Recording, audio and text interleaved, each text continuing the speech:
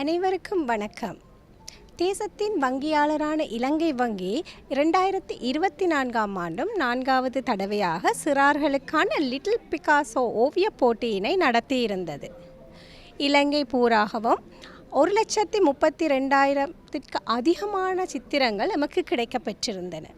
சுயாதீன நடுவர் குழாம் மூலமாக இறுதியாக 73 ஆக்கங்கள் தெரிவு செய்யப்பட்டிருந்தன.